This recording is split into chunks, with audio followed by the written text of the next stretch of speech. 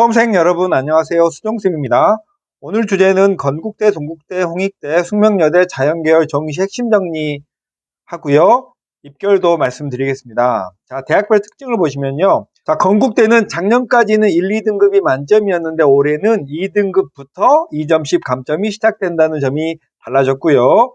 자연 1은 수학 35, 과탐 25여서 수학에 좀 더 집중되어졌고요.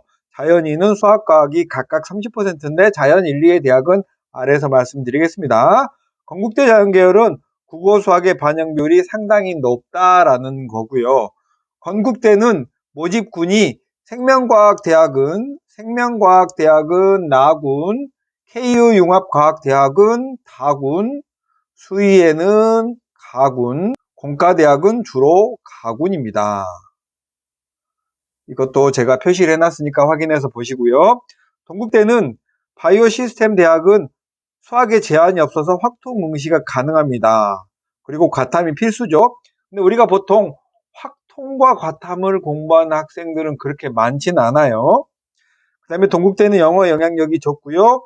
AI 융합학부가 다군에 신설되어졌고요. 인문계열 8명, 자연계열 24명을 뽑습니다. 홍대는 인서울대학 중에서는 거의 유일하게 정시 모집 인원이 감소한 대학교고요. 컴퓨터 데이터 공학부가 컴퓨터공학과 산업데이터공학부로 나누어졌습니다. 탐구는 변환표점을 쓰지 않고 그냥 표준점수를 사용합니다. 탐구의 표준점수가 높은 과목을 선택한 학생이 유리하겠죠. 그 다음에 홍대의 가장 큰 특징 중에 하나가 캠퍼스 자율전공이라고 해서 인문 79명, 자연 108명을 뽑는데 이것 좀 설명을 간단하게 드리자면 캠퍼스 자율전공은 뽑을 때만 인문 자연으로 나누고요. 뽑고 나면 하나로 캠퍼스 자율전공 하나로 이렇게 운영이 되면서 1학년 때는 전공 탐색을 하고요. 2학년이 들어갈 때 1학년 말에 전공을 결정하는 거예요. 아주 일부 사범계열이나 공연예술, 산업스포츠를 제외한 홍대의 모든 학과에 전부 다 진학을 할 수 있는 게 큰 장점이에요. 그래서 점수가 비교적 높죠.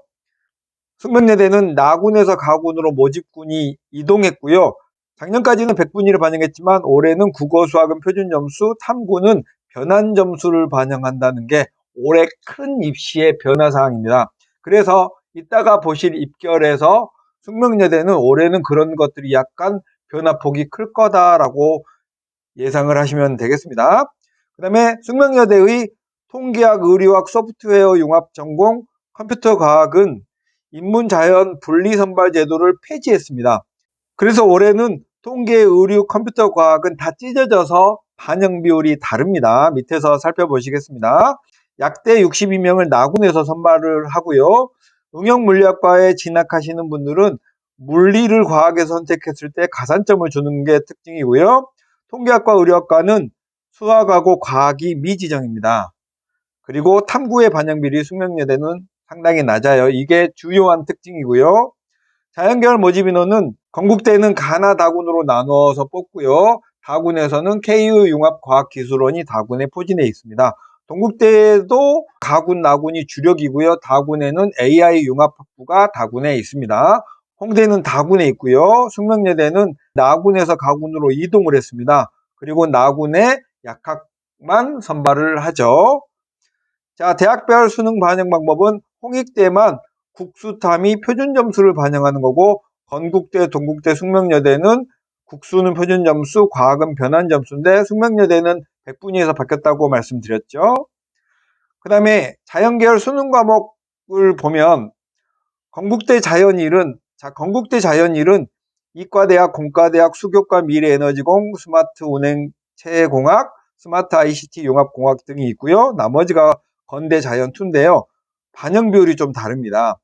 자, 반영 비율은 건대 자연1은 수학이 35%고 탐구가 25%인데요. 건대 자연2는 수학 30에 탐구가 30이니까 수학 탐구의 반영 비율이 똑같죠. 여러분의 성적이 어느 쪽에 유리한지를 살펴보셔야 되겠습니다.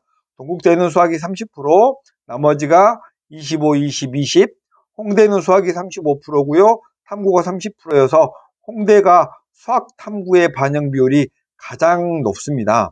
숙명여대는 수학과는 국어의 반영 비율이 낮고요. 수학이 어마어마하게 높죠. 통계는 국어 20에 수학 50, 수학의 반영 비율이 역시 높습니다. 숙명여대 의료학과는 의료는 인문 쪽에 가까워요. 그래서 수학 반영 비율이 좀 낮고요. 숙명여대 자연계열은 국어 25, 수학 35의 반영 비율을 가지고 있습니다. 그래서 숙명여대는 학과별로 반영 비율이 전부 다 다른 점이 여러분이 꼭 잡고 가셔야 될 내용들입니다. 자, 그 다음에 영어 반영 방법을 보면은 영어 실질 반영률이 높은 순으로 제가 배치를 해놨는데요.